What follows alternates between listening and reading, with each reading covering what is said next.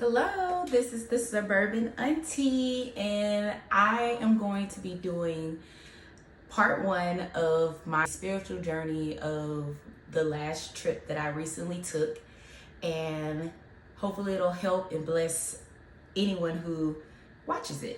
This is what happened.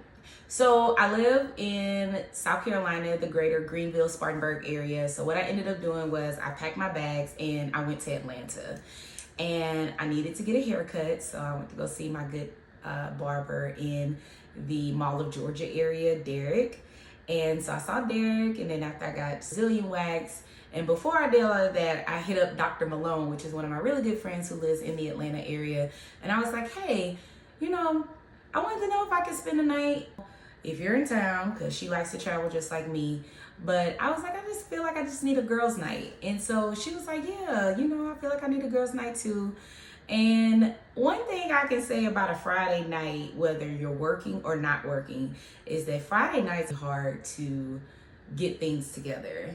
And what ended up happening was that after I got finished doing everything I needed to do, and then after Dr. Malone got finished doing everything she needed to do, both of us were tired. And so we were just like, well, let's just order some wings, which she knew the best wings around her area. Then I got to her house, I got a phone call. And when I got the phone call, my heart started to sink a little bit, because around the beginning of May is when us who are in the optometry profession, that is when part one boards for the first scheduling, which is taken in March, that is when the scores are usually released. And so when I got the phone call, I was a little nervous, but I was also just getting to Dr. Malone's house. And then maybe a couple minutes later, I got a text message saying I passed in all caps.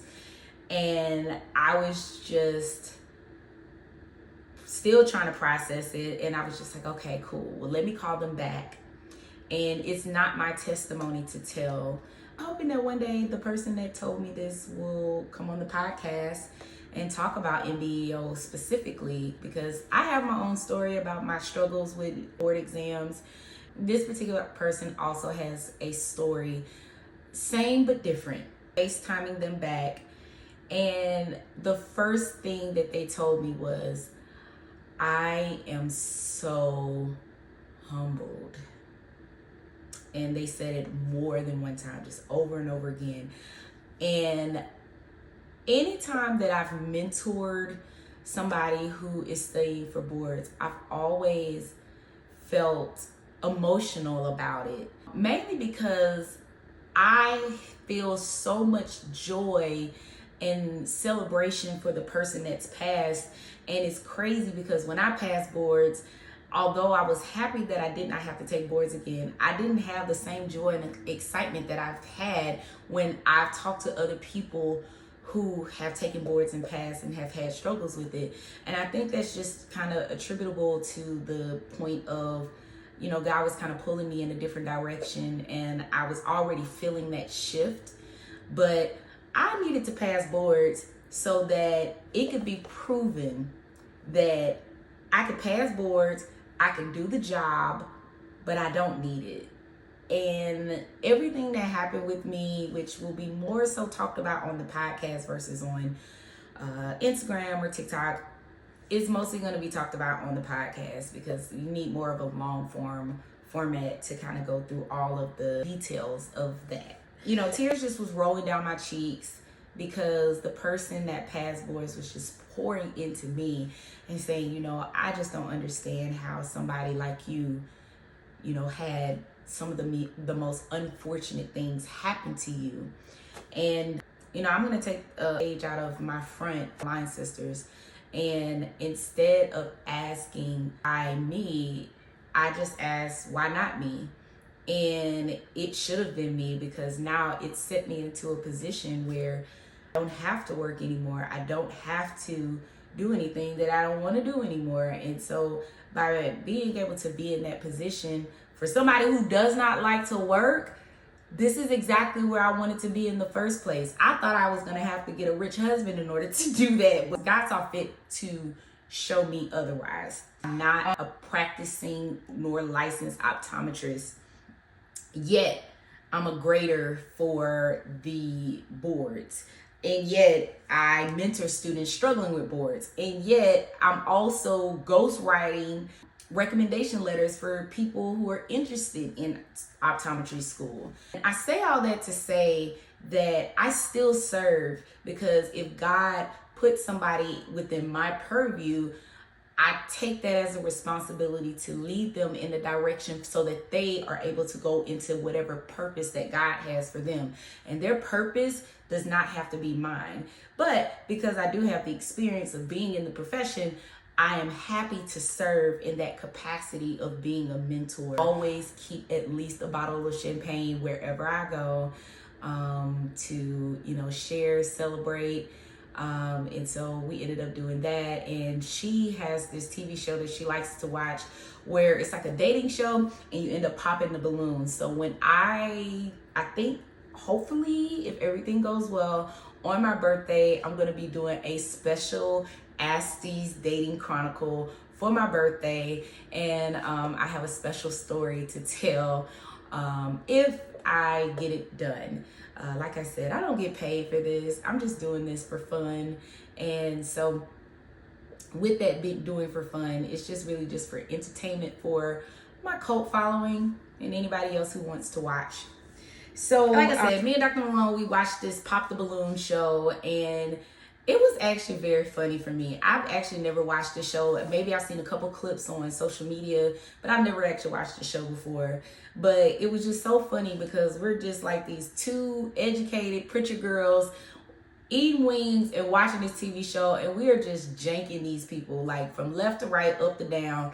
And it was just hilarious to be able to watch a show like that.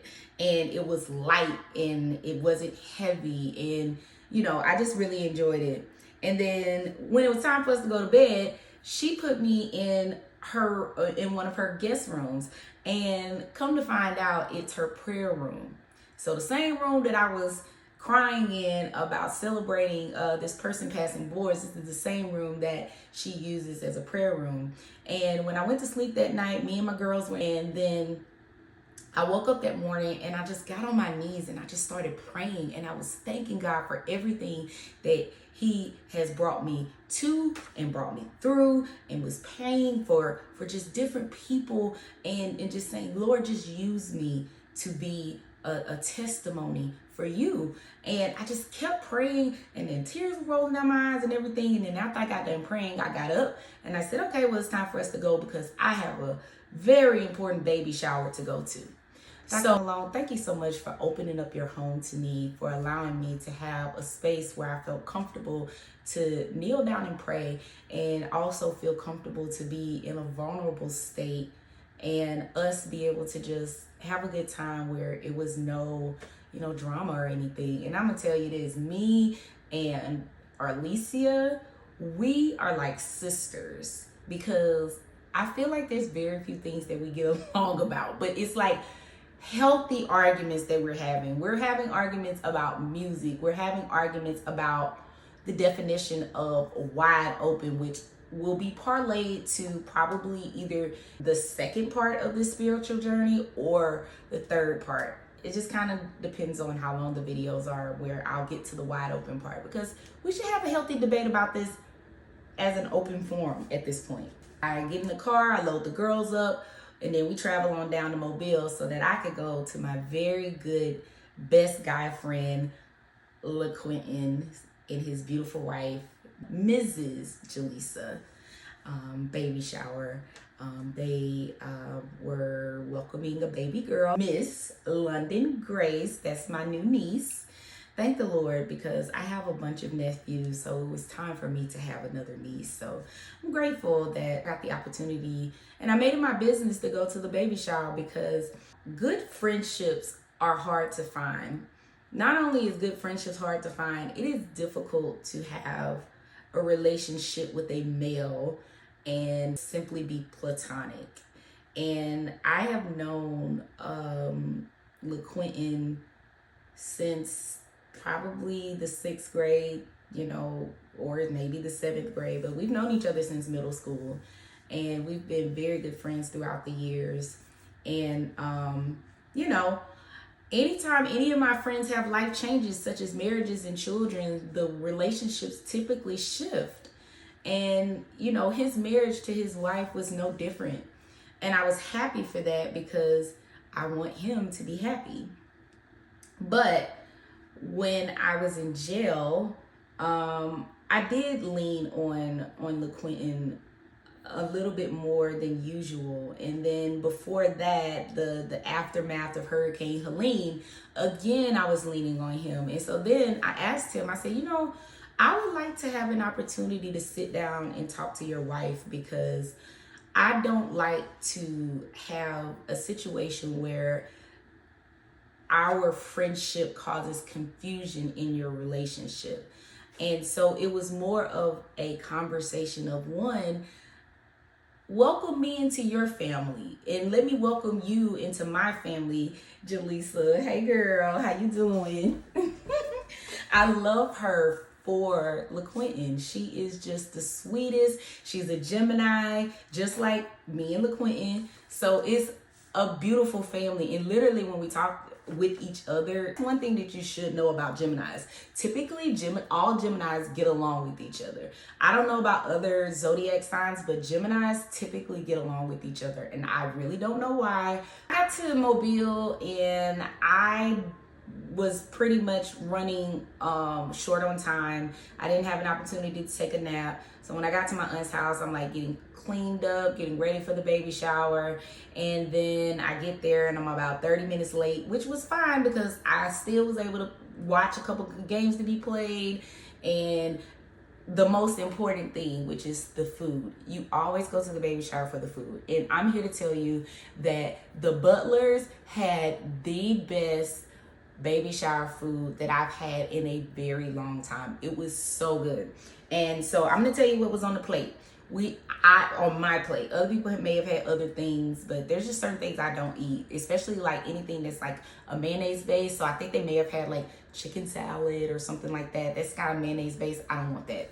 But they had jambalaya, which was delicious. They had fruit, fresh fruit. They had an Alfredo pasta. They had the cupcakes with buttercream. And the one thing that I want to stop and talk about was the shrimp and grits. The shrimp and grits was incredible, okay? They were amazing. I got 2 servings of the shrimp and grits. And the one thing that I really enjoyed was that the base of the grits were so good. Typically, when you have shrimp and grits or anything like that, the shrimp sauce and the shrimp may overpower the grits. And so you can't really tell if the quality of the grits are good. In this case, the grits was such good quality. I was like, well, who made these grits? Who did this? They were amazing. On top of the shrimp being good. And I'm going to tell you this. One thing that people from Alabama can do well is using 𝓑𝓏 sausage. And I'm here to tell you that the 𝓑𝓏 sausage that was in there was delicious. There's this saying where, hold up, wait a minute, let me put 𝓑𝓏 in it. Boom, shakalaka. Listen, I'm so glad I don't have high blood pressure because I love 𝓑𝓏 sausage, okay? And anytime, I didn't even buy any when I went down to Mobile this time because I still have plenty of 𝓑𝓏 sausage in my freezer, so I don't need anything right now. Before the shower, I had asked 𝓑𝓏, I was like, you know, you mind if I speak at the baby shower? Because I'm actually coming on, like, you know, you go to a wedding, it's the bride side, and then there's the, you know, the groom side. But like, you know, typically men don't go to baby showers, and I'm probably one of, I don't know if you got any other girlfriends or whatever, but I'm probably one of maybe 1 or 2 if there's another one. But I was like, you mind if I speak? And he was like, yeah, you can do whatever you want to do. I just let people do whatever they want to do. You know, we were getting close to the end of the baby shower, and I just, I had the idea of writing a speech, putting it together, but I didn't have time, and I just spoke from the heart. And I feel like him and his wife both had this very emotional moment. And I was just like, typically we always praise how the wife and the mom is, but I've just seen from the outside, the type of love and affection and care that 𝓑𝓐𝓏 gives to his wife. And I know that he's going to be a wonderful and amazing father because he's a great friend, uncle, so a great husband. And, being a good father is just kind of going to be in the same thing. He's just great all around. And not only that, when I was in jail, I talked to 𝓑𝓐𝓏 while I was in jail. And I talked to him along with some of my family and friends, and then it got to a point where I stopped communicating with people altogether except for my aunt. And the reason why was because I could tell that when I was talking to people, they were so emotionally invested in me being in jail that I could tell that it was affecting them and not in a positive way. And although I was doing okay, or I was, being strong, I don't like to put people in a position where they're feeling, negative. And it's like me being in jail is bringing the negative vibe. And so I stopped communicating with them because I was just like, it's okay, I'm fine, you're okay. It was even like to the point where, neither one of us had ever known anybody that had been in jail. And like 𝓑𝓏 said, and I think it's funny now, but he was like, damn, Asty, you want me to put something on your books? And I was just like, nah, I'm straight. You know what I'm saying? I got money on the books, I'm good. But that was a very stressful time for anybody that knew that I was in jail while I was in jail. And I just wanted to show appreciation for, one, Mrs. Jaleesa, for lending her husband to me in that way. Because not only was she lending him, but also she was on the back end dealing with the emotional feelings that he had. And I mean, quiet as it's kept, I was crying. And they always say that men shouldn't cry, but I think that men crying, it's okay for men to cry because it shows that you care and it doesn't make you weak. It makes you aware of your feelings. And I'm grateful that I have a friend like him, and I'm grateful to have the Butlers because they are a family and they are a unit. I'm grateful to have the Butlers a part of my family. And it's up for y'all. I love y'all so much. Also, while I was in jail, he didn't tell me he was pregnant. He waited until I was out because he was like, he didn't know how I would react to that type of news, which when he told me, I was so excited. And then when I found out it was a girl, even more so, because listen, me and my niece, my daughter, that's my girl. Okay, all my nephews, I love them, but I love my niece. And so having another niece is just wonderful for me. All of us being Geminis, we all said, listen, Gemini season start on May 21st. You can come on May 21st. My birthday's on the 22nd. Mrs. Butler's birthday is on the 1st, and 𝓑𝓏's a couple days down the line. But he told me she was due on the 22nd. I said, You got the 21st, you got the 23rd through the 31st. And then she came as a Taurus baby. So really and truly, Miss London said, y'all don't tell me what to do. I tell y'all what to do. And it's nothing that you can do about it. But she came in happy and healthy, and glory be to God for that. I drove home after the baby shower, and I had taken an edible, full disclosure. And when I got back to my aunt's house, while I was driving, I was feeling in my spirit that I was supposed to sing a song. And it's a 𝑭𝒐𝒐𝒏 𝓑𝓐𝓏 song. And it's like, if I call and there's no answer, in the midst of my despair, I can say, hey, you've been good, good. And then he's like, as long as I know, I'll tell the world that God's been good, yeah. Ooh. Listen, I can't sing, but that song, I was just crying the whole way back to my aunt's house. And I was like, I should just send this to people. We just forget how good God is. And he is so good. And I'm just so grateful that I can praise God whether good things are good or bad. And we just have to continue to praise God no matter what. And I was like, yeah, it was like the Lord was telling me to text this to people that I was like, I don't even talk to this person no more. I don't even mess with this person. This person did me so wrong. I don't want to do it, God. But it's like, okay, I'm very much in the season of obedience is better than sacrifice. So God, I will send it. But let me get to my auntie house. And when I get to my auntie house, I'm going to talk to her about it. And if she tell me to do it, I'll do it. All right. It was like somebody popped up in my head. It was like, text it to them, text it to them, text it to them, text it. Concerned about their salvation. And then one thing my therapist has always said is that you need to focus on you.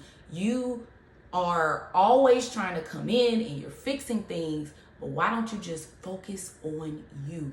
Focus on yourself and focus on your own salvation. And that's exactly pretty much what my aunt said. But then I was just sitting in the bed and I was crying and I was just like, well, why is God pulling all of these people away from me? Like, I love them. I love this person. I love that person. Why is God taking these people away from me? And I'm just crying my eyes out.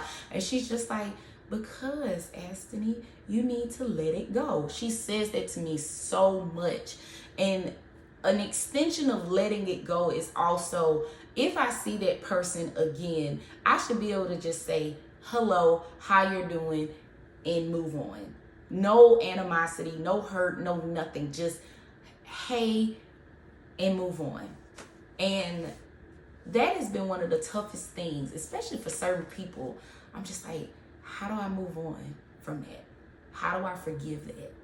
You know, not even with the apology. If you apologize, I'm saying, like, how do I move on? Then that was transformative for me. And then the next day, I went to Ford Ministry where Bishop Burge and Lady-elect Kay are the overseers of the church. And I'm going to tell you this. We was in church from 10 o'clock until 2:30. We had Sunday school, church. They had celebrated May birthday, so I got me a little cupcake and ice cream, and it was delicious. The cupcake came from Publix, and then they had Bluebell ice cream, so it was wonderful. The thing he was talking about was how Moses was hidden in the desert. And the reason why he was being hidden in the desert is because God was trying to train him. God was trying to pour into him so that he could lead people. And he was developing Moses. And he also said that spiritual warfare occurs because you made the right decision, when a lot of times we feel like we made the wrong decision, and that's why we're in the middle of a storm. When really you made the right decision, the devil is attacking you because you did make the right decision. And the thing that hit me and probably the rest of the church later was that he said, God is going to bless you backwards. And when he said it the first time, it didn't hit me until the lady who came up and did, do they have any visitors here, giving the church announcements and everything. And she said, she walked up there and she said, God is going to bless you backwards. She said it again and it hit me. And I was like, oh my God.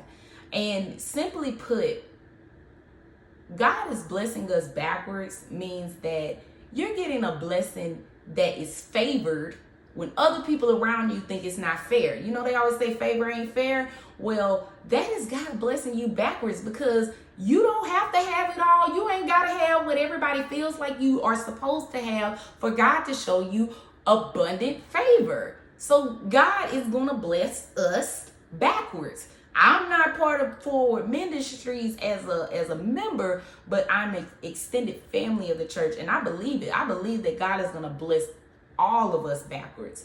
And not only has he blessed us backwards, but he's sustaining us. He's making provisions for us. He's providing for us. He's giving me faith, hope, and belief. So anyways, all of that came from was Exodus 6:1, where he was talking about Moses was being hidden in the desert.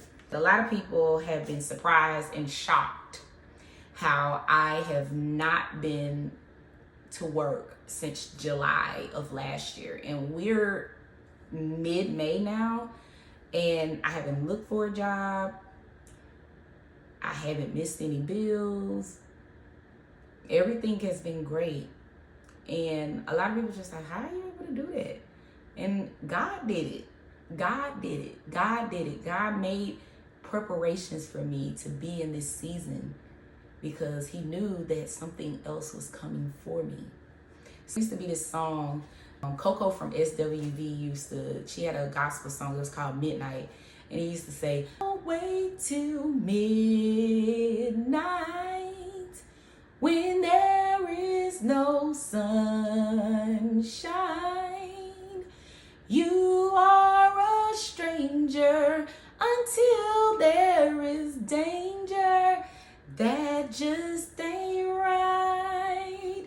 And all that song is saying is that you really don't need to go to God when problems are wrong. Because if you calling out to God when you having problems only, you are a stranger. In the words of Portia Williams, you are a perfect stranger. So don't call God in the middle of midnight, in the middle of your struggles. You need to get to him before anything happens so that he knows you. He already know you, but do you know him? And if you know him, why are you not having a relationship with him on a consistent basis despite something going wrong? Is my prayer life a little bit more stronger now because of what I've been going through? Yes. But did I have a prayer life before? When Reuben died? Yes. Yep. That was the only person that I could really call out to. Call out to Jesus. Tomorrow, I'm going to be talking about the doctor appointment that I had on that Monday. God directing my path. God restoring family. And if we have time, we're going to talk about Wide Open.